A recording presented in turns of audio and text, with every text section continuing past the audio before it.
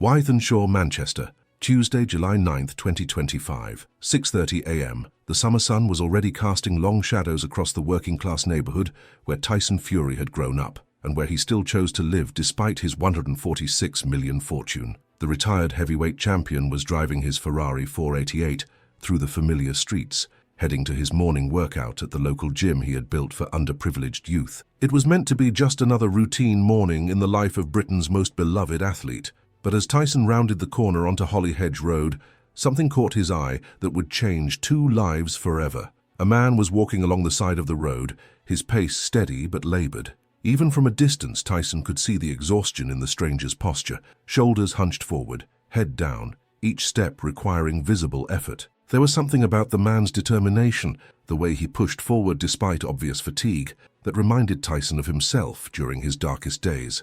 As the Ferrari drew closer, Tyson slowed down to get a better look. The walker was a man in his 30s, wearing work boots that had seen better days, dark trousers, and a high-visibility jacket. His face was gaunt, drawn with the kind of weariness that comes not from a single sleepless night, but from months or years of relentless struggle. Then it happened. The man stumbled, caught himself against a lamppost, and after a moment's hesitation, simply collapsed onto the pavement. Tyson immediately pulled over, his Ferrari's hazard lights flashing as he leapt out of the driver's seat. His 6'9" frame unfolded from the low-slung sports car as he rushed to the fallen man's side. "Mate, are you all right?"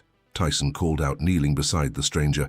"Can you hear me?" The man's eyes fluttered open, confusion and embarrassment warring across his features as he tried to sit up. I'm fine," he mumbled, though clearly he was anything but. "Just need a moment."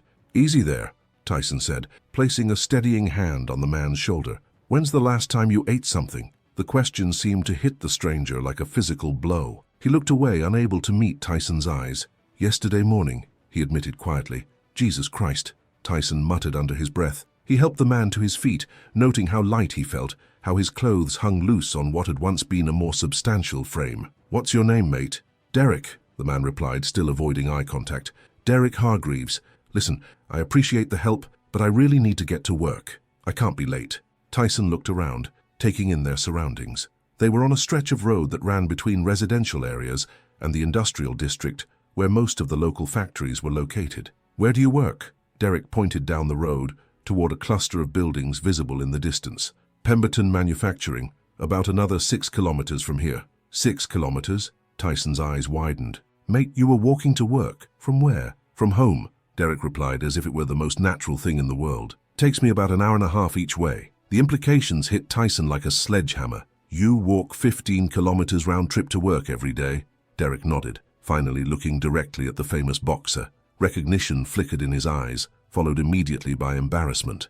"Mr. Fury," he said quietly, I know who you are. I used to watch all your fights." "Forget about that for a minute," Tyson said, his mind reeling. "Derek, why are you walking to work? Don't you have a car?" The question hung in the air between them like a physical presence.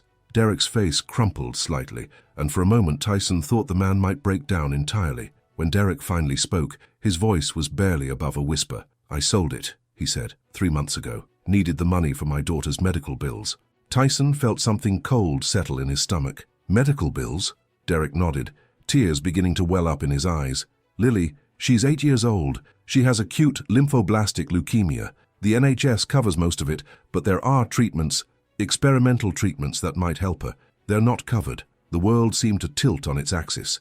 Tyson had expected to hear about job loss, debt, maybe a divorce. He hadn't expected this. "How much did you get for the car?" he asked gently. £8,000, Derek replied. "It was a 2019 Vauxhall Corsa. Not much, but it was all we had." Tyson did quick mental math. £8,000 was less than he typically spent on a single dinner out with his wife Paris. It was a rounding error in his monthly budget, an amount so small he wouldn't notice it missing from his account. "Derek," he said carefully, "how long has Lily been sick?" 14 months, Derek replied immediately, the precision of someone who counted every day. "She was diagnosed just after her 7th birthday. The doctors say—" His voice broke. "They say she has maybe 3 weeks left. The experimental treatment in London might help, but it costs £30,000, and we just don't have it." The Ferrari sat beside them, its engine ticking as it cooled, a monument to excess and luxury that suddenly felt obscene in the context of this conversation. Tyson looked at the car, then at Derek, and felt something shift inside him, a recognition of just how vast the gulf was between his world and the world of the man standing before him. "Derek," he said slowly, "I want you to know something. You walking 15 kilometers a day to work so you can pay for your daughter's treatment, that makes you more of a champion than I ever was in any boxing ring." Derek looked at him with confusion. "Mr. Fury, I don't understand." "Call me Tyson," he interrupted, "and I want to ask you something else. Before we go any further, I need to know, is there anything else? Any other reason you can't get to work easier?" Derek hesitated, and Tyson could see him weighing whether to reveal more. Finally, he spoke. "The bus fare is £4.50 each way," he said. £9 a day, that's £63 a week, over £3,000 a year. We need every penny for Lily's care." Tyson felt his jaw clench. £3,000. He spent more than that on a single watch. He had watches sitting in drawers at home that cost more than Derek's entire annual transportation budget. "Derek, I'm going to ask you to do something for me," Tyson said, pulling out his phone. "I'm going to call you a taxi to take you to work today, and tonight when you get off, I want you to call me. We need to talk." "Mr. Fury, Tyson, I can't accept." "You're not accepting anything," Tyson interrupted firmly. "You're helping me understand something I should have understood a long time ago. Sometimes the real champions aren't the ones holding belts. They're the ones walking 15 kilometers a day for love." As Tyson arranged for the taxi, he couldn't shake the feeling that this encounter was more than coincidence. There was something about Derek that felt familiar, something beyond the obvious parallels of struggle and determination. "Derek," he said as they waited for the cab to arrive, "have you always lived in Manchester?" "Born and raised," Derek replied. "Grew up about 2 miles from here." "Did you ever box?" The question came out of nowhere, but something in Derek's bearing, the way he carried himself despite his obvious exhaustion, reminded Tyson of the fighters he had known throughout his career. Derek's expression changed, becoming guarded. "A long time ago," he admitted. "When I was younger, nothing serious." "Where?" "Jimmy's gym," Derek said quietly. "On Palatine Road." Tyson felt his breath catch. Jimmy's gym was where he had trained as a teenager, where he had first learned to channel his anger and pain into something productive. It was where he had discovered that his fists could be his ticket out of poverty. "When?" he asked. 2010 to 2013, Derek replied. "I was pretty good, actually. Won the Manchester Amateur Championship in my weight class twice. Jimmy said I had potential to go professional." "What happened?" Derek's smile was sad but genuine. "Lily happened. When Evangeline got pregnant, I realized I needed a steady job, not the uncertainty of professional boxing. So I hung up the gloves and got work at the factory." As the taxi pulled up, Tyson helped Derek into the back seat. Through the window, he asked one more question. "Derek, what weight class were you?" "Light heavyweight," Derek replied. "Why?" Tyson smiled grimly. "Just curious. I'll call you tonight." As the taxi drove away, Tyson stood beside his Ferrari in the morning sun, watching until it disappeared from view. Light heavyweight. The same division where Tyson had started before moving up, the same gym, the same trainer. 2 men from the same neighborhood, with the same dreams, separated by nothing more than timing and luck. One had become the heavyweight champion of the world. The other was walking 15 kilometers a day to save his dying daughter. For the first time in his life, Tyson Fury questioned whether he truly deserved everything he had been given. Tyson couldn't concentrate on his workout. Every set, every rep, was interrupted by images of Derek Hargreaves collapsing on the side of the road, the hollow look in his eyes when he talked about his daughter's 3-week prognosis. By 9 a.m., Tyson had given up any pretense of training and was sitting in his car outside the gym, staring at Derek's contact information on his phone. Instead of calling, he made a decision that would change everything. He was going to Derek's house. Using the address from the taxi booking, Tyson drove through the winding streets of Wythenshawe until he found himself on a narrow road lined with modest terraced houses. The neighborhood was clean but clearly working class, small front gardens, older cars parked on the street, children's toys scattered on doorsteps. Derek's house was number 47, distinguished from its neighbors only by the small ramp that had been built leading to the front door, an accommodation for medical equipment, Tyson realized with a pang. As he approached the house, Tyson heard voices from the front garden. He stopped behind a hedge, not wanting to intrude but unable to help overhearing the conversation taking place just meters away. "Mrs. Hargreaves, I can offer you £20 for the necklace," a woman's voice was saying. "It's not real gold, love, but it's pretty enough." £20, came the reply in a voice thick with desperation. "That'll buy groceries for 2 days." Tyson peered around the hedge and saw a scene that made his heart break. A woman in her early 30s, Derek's wife clearly, was standing by the front gate holding a small jewelry box.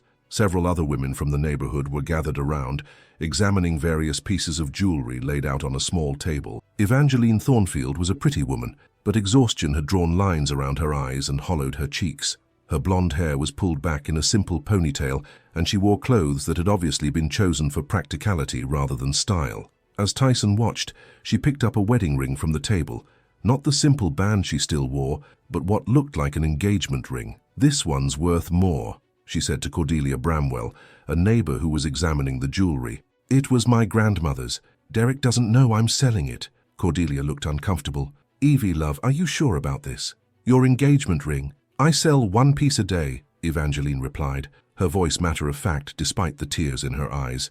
"Derek thinks the hospital is giving us discounts, that the insurance is covering more than it actually is. He doesn't know I've sold almost everything of value we own." "What does he think when he notices things are missing?" another neighbor asked. "He's too exhausted to notice," Evangeline said sadly. "He leaves for work at 5:30 in the morning and doesn't get home until after 8 at night.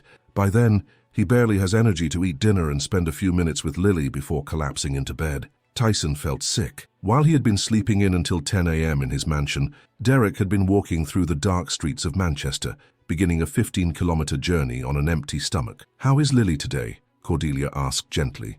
Evangeline's composure finally cracked. "She's asking why Daddy looks so sad all the time. Yesterday she drew a picture of him walking to work, but she gave him wings because she said he must be an angel to work so hard for her." The women fell silent, the weight of the situation settling over them like a shroud. "There's something else," Cordelia said quietly. "I work at the factory canteen. The girls there told me Derek's been giving away his lunch every day. Says he's not hungry, but they can see he's getting thinner." "He's not eating." Evangeline's voice rose with alarm. "Hasn't had a proper meal in days, from what I can tell. Yesterday he fainted during his shift. The foreman sent him to the medical office, but Derek convinced them he was just dehydrated." Tyson had heard enough. He stepped out from behind the hedge, causing the group of women to look up in surprise.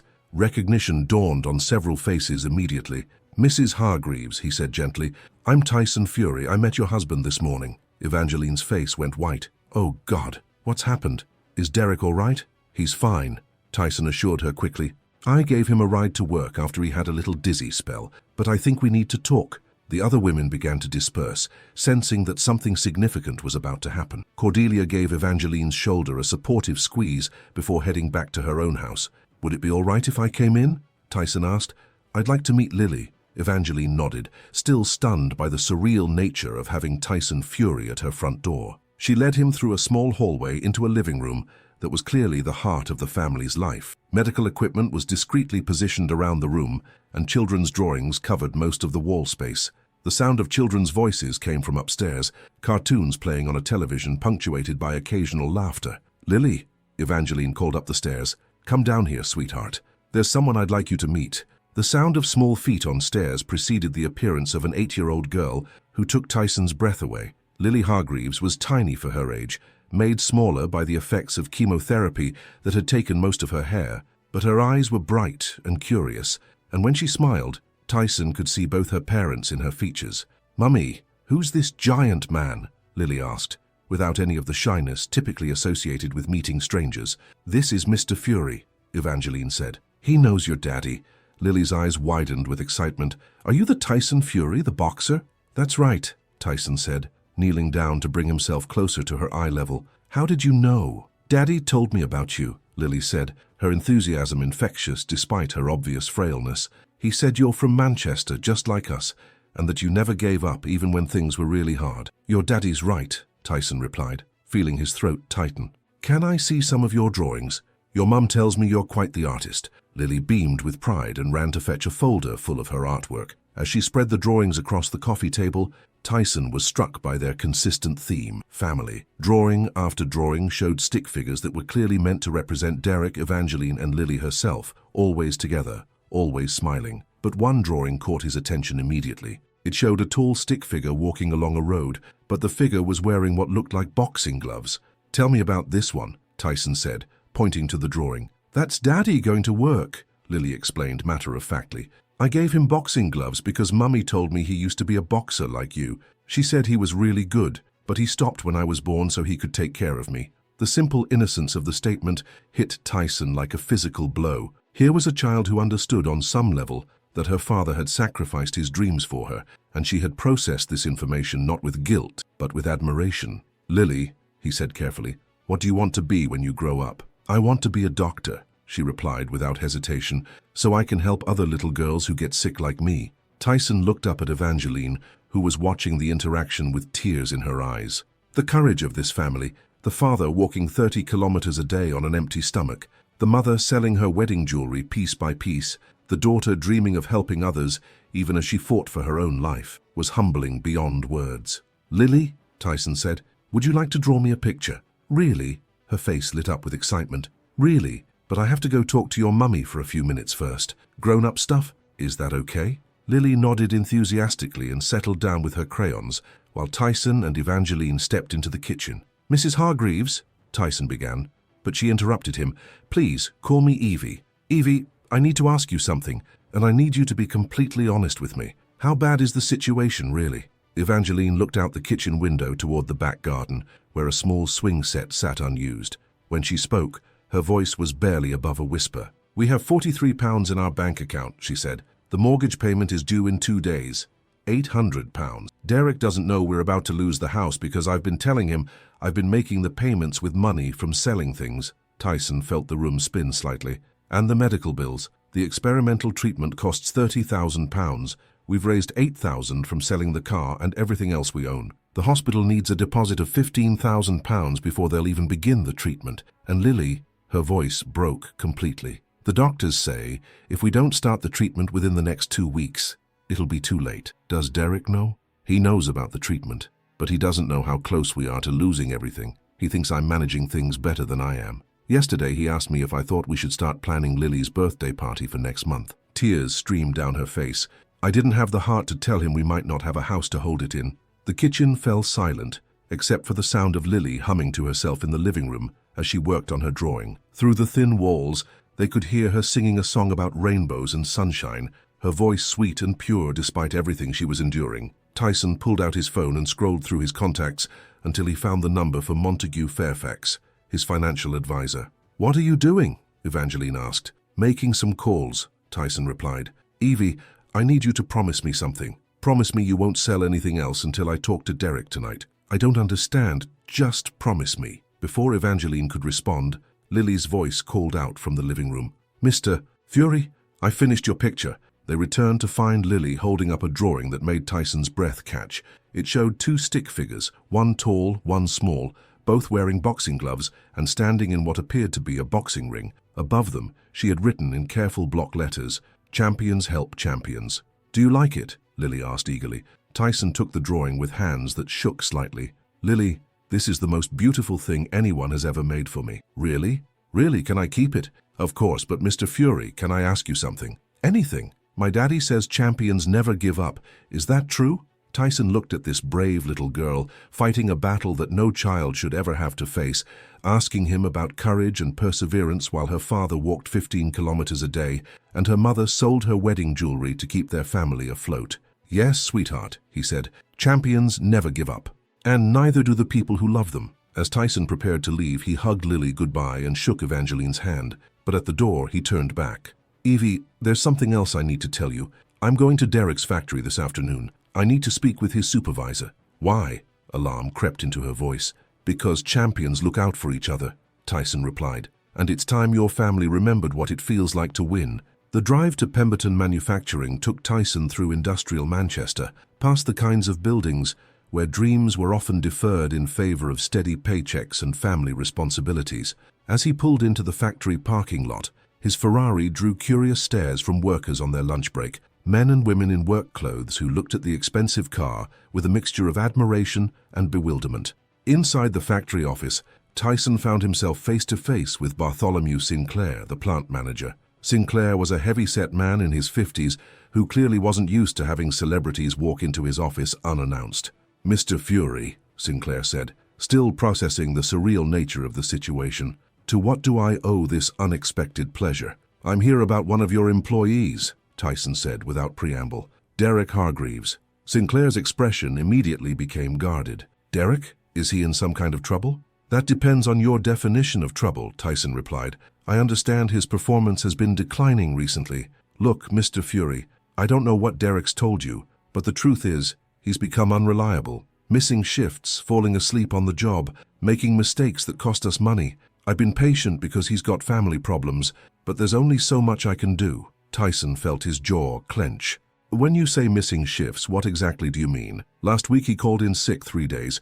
Week before that he left early twice because of some emergency with his daughter. And falling asleep on the job? Sinclair shifted uncomfortably. Yesterday he actually collapsed during his shift. We had to stop the production line. The other workers are starting to complain. They have to pick up his slack. Mr. Sinclair, Tyson said, his voice dangerously quiet, are you aware that Derek walks 15 kilometers to work every day? That he hasn't eaten a proper meal in a week because he's giving his food to his children? That his daughter is dying of leukemia and he's working himself to death trying to pay for her treatment? The color drained from Sinclair's face. I knew about his daughter being sick, but I didn't realize. You didn't realize because you didn't bother to ask, Tyson interrupted. How long has Derek worked here? 8 years. He was actually one of our best employees until recently. And now you're planning to fire him. It wasn't a question, and Sinclair's silence was answer enough. When? Tyson pressed. End of the week, Sinclair admitted reluctantly. I've already started the paperwork. Mr. Fury, I sympathize with his situation. I really do. But I can't run a business on sympathy alone. Tyson stood up, his full height making the office feel suddenly small. Mr. Sinclair, I'm going to make you an offer. Derek Hargreaves is going to take a leave of absence starting tomorrow, paid leave, for as long as he needs to take care of his family. I can't authorize that kind of... You're not authorizing anything, Tyson interrupted. I'm paying for it. Derek's full salary plus overtime for the next 6 months. The money will be transferred to your company's account, and you'll continue paying Derek as if he's working full-time. Sinclair stared at him in disbelief. That would cost tens of thousands of pounds. Pocket change, Tyson replied dismissively. Do we have a deal? Before Sinclair could answer, there was a knock on the office door. A worker stuck his head in, looking apologetic. Sorry to interrupt, Mr. Sinclair, but Derek Hargreaves just collapsed again. The lads have got him sitting down, but he looks pretty rough. Tyson was out of the office before Sinclair could respond, following the worker through the factory floor to where a small crowd had gathered around Derek, who was sitting on a crate with his head in his hands. Derek, Tyson called out, causing several workers to turn in surprise at seeing the famous boxer. Derek looked up, confusion and embarrassment warring across his face. Tyson, what are you doing here? I came to see how you were doing, Tyson replied, kneeling beside his friend. The lads tell me you're not feeling well. I'm fine, Derek insisted, trying to stand up. Just got a bit dizzy. When's the last time you ate? One of the other workers asked. Properly ate, I mean. Derek didn't answer, which was answer enough. Reginald Ashworth, who worked as the factory's unofficial union representative, stepped forward. Mr. Fury, we've all been worried about Derek. He's a good mate, but he's running himself into the ground. We've tried to help, but he's too proud to accept anything. Tyson looked around at the faces of Derek's co-workers, men and women who clearly cared about him, but were limited in how much they could do to help. These were working people themselves, with their own families and their own struggles. Derek, Tyson said firmly, I need you to come with me. I can't leave work.